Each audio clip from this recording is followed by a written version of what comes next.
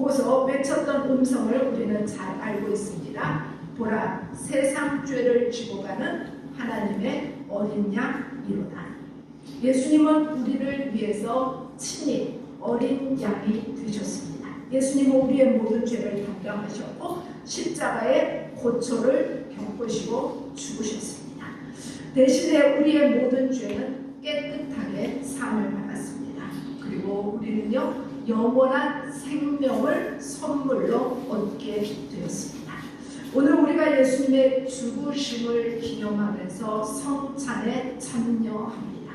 이 시간 우리 모두에게 하나님이 주시는 놀라운 은혜가 임하는 시간 되기를 원합니다.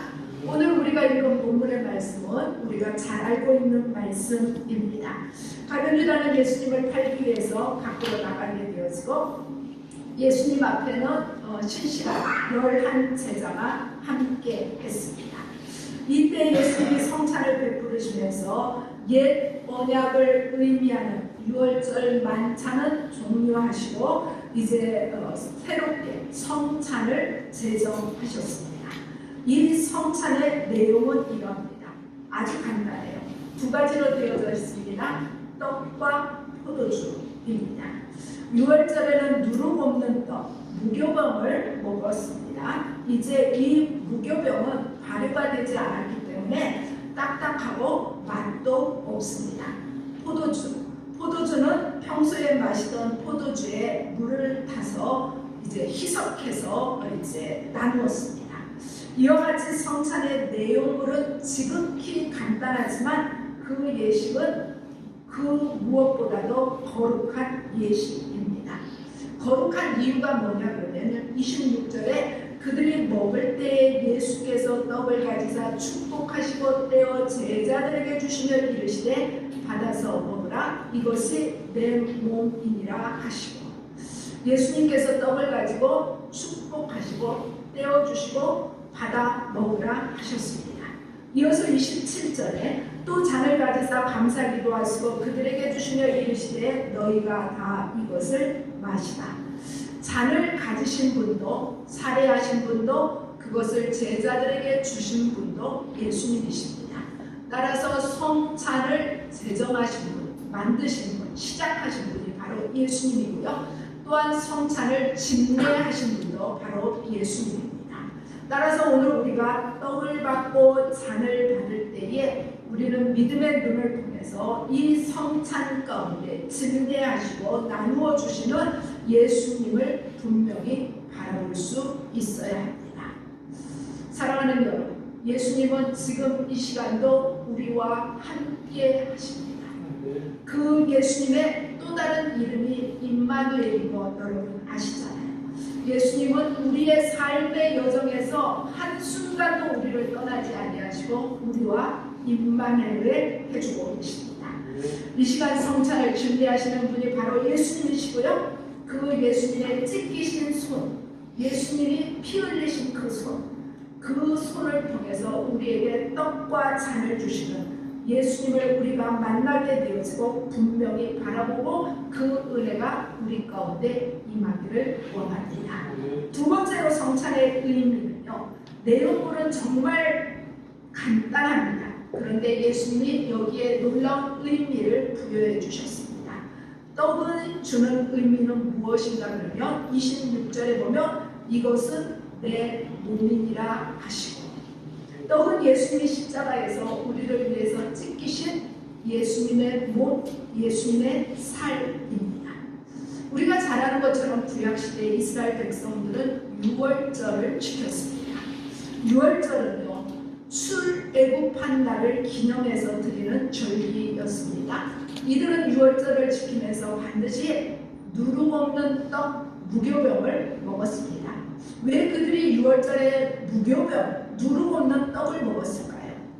이 누룩이라는 것은 영향을 끼친다라는 의미를 상징하고 있습니다. 이 누룩 없는 무교병을 먹게 되어지는 것은 더 이상 과거의 삶의 영향을 받지 않겠다는 결단이 무교병 속에 담겨진 것입니다. 하나님, 이제 우리가 애굽에서 살던 삶의 영향을 받지 않겠습니다. 이제 과거와 단절된 완전히 새로운 삶을 살겠습니다. 하나님이 우리에게 주시는 축복의 땅, 젖과 꿀이 흐르는 땅에서는 오직 하나님만 바라보고 살겠습니다. 하나님 말씀에만 순종하겠습니다라는 결단이 누룩 없는 떡을 먹었던 것입니다. 그러나 예수님이 이 떡에 완전히 새로운 의미를 주셨습니다. 예수님의 몸이라는 것입니다. 따라서 오늘 우리가 떡을 받을 때에 예수님이 나를 위해서, 우리를 위해서 찢어주신 예수님의 몸이라는 사실을 우리가 명심해야 합니다. 다음으로 잔 안에는요, 포도주가 담겨져 있고, 이것은 무엇을 의미하는가 하면 28절에 이것은 죄사함을 얻게 하려고 많은 사람을 위하여 흘리는 바 나의 피 곧 언약의 피이다. 잔에 담긴 포도주는 예수님이 십자가에서 한 방울도 남김없이 우리를 위해서 아낌없이 흘려주신 예수님의 거룩한 피, 예수님의 뜨거운 보혈입니다. 구약시대 이스라엘 백성들은 하나님과 사람들 사이에 언약을 맺게 되어질 때에 반드시 짐승을 잡아서 그 피를 뿌렸습니다. 그리고 죄사함을 받고자 할 때도 마찬가지였어요. 언제나 짐승을 잡아서 피를 흘려야만 했습니다. 생명이 피에 있기 때문에 하나님이 피를 요구하시는 것입니다. 그런데 신약의 성도들인 우리는 더 이상 짐승을 잡아서 피를 뿌릴 필요가 없습니다. 예수님께서 우리에게 친히 어린 양이 되어주셔서 피 흘리시면서 우리를 위해서 죽어주셨기 때문입니다. 그러나 이제 우리는 예수 그리스도의 보혈로 말미암아 새 언약 백성들이 되었습니다. 우리가 이제 죄사함을 받기 위해서 짐승을 잡아서 피를 흘릴 필요가 없습니다. 우리는 예수님께서 십자가에 친히 몸버려 피 흘려 우리의 모든 죄를 단번에 씻어주셨습니다. 히브리서 9장 22절의 말씀입니다. 피 흘림이 없은즉 사함도 없느니라. 우리가 죄가 사함받기 위해서는요, 반드시 피 흘림이 있어야 됩니다. 그래서 예수님이 우리를 위해서 죽으실 때에요, 단순하게 죽으실 수 없었던 것입니다. 다시 말해서 예수님이 병에 걸려서 돌아가신다든지 심장마비로 돌아가신다든지 이렇게 되어질 수 없어요. 왜냐하면 예수님은 우리의 죄사함을 위해서 반드시 피를 흘리시면서 돌아가셔야 했어요. 그러기에 예수님은요, 가신 면류관에 찔리셨습니다. 채찍에 맞으셨습니다. 굵은 못에 박히셨습니다. 날카로운 창으로 허리를 상하셨습니다.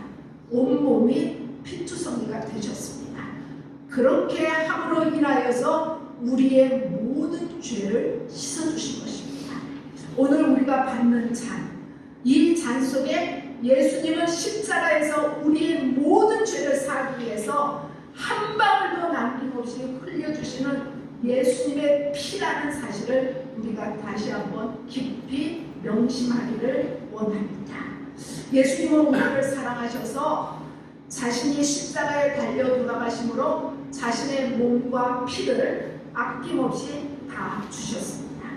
사랑하는 여러분, 그 주님의 은혜는 십자가 상에서만 있을 뿐만 아니라 오늘을 사랑하는 우리들에게도 여전히 임하고 있습니다. 강으로 메마른 땅처럼 심령이 메말라가 있는 우리들에게, 눈물이 사라져버리는 우리들에게 주님의 은혜는 여전히 임하고 있습니다. 우리를 향하신 그 주님의 사랑, 그 십자가에서 온갖 고초를 겪으면서 그 십자가에서 내려오지 않고 자신의 몸과 피를 아낌없이 우리에게 다 내어주신 것은 우리 예수님의 사랑입니다. 그 사랑 안에 감격하는 우리가 되기를 원합니다. 그렇다면 이 성찬은 언제까지 지켜야 하는가 하면요, 우리 예수님 다시 오신다고 약속하셨고 다시 오시는 그날까지 이 성찬은 계속되어집니다. 29절의 말씀에 그러나 너희가에게 이르노니 내가 포도나무에서 난 것을 이제부터 내 아버지의 나라에서 새 것으로 너희와 함께 마시는 날까지 마시지 아니하리라 하시니라 라고 말씀하고 있어요. 이 말씀을 통해서 예수님은 구약의 유월절이 종료된 것을 다시 한번 선언하십니다. 우리는 이 이후로 유월절을 다시 지키지는 않습니다. 그리고 예수님이 제자들과 나누었던 그 마지막 유월절 만찬을 우리는 최후의 만찬이라고 부르게 되었습니다. 이 최후의 만찬으로 유월절은 종료되게 되었고 우리는 예수님의 죽으심을 기억하면서 성찬을 지키고 있습니다. 구약의 성도들이 유월절을 지켰다면 신약의 성도들, 은혜를 속에서 살고 있는 우리들은 성찬을 지키고 있고요. 이 성찬은 언제까지 지키게 되어지냐면 하나님 아버지의 나라에서 새 것으로 우리 주와 더불어서 먹고 마시는 그날까지입니다. 예수님이 구름 타시고 우리에게 오시는 그날에 우리 모두를 공중으로 끌어올리실 것입니다.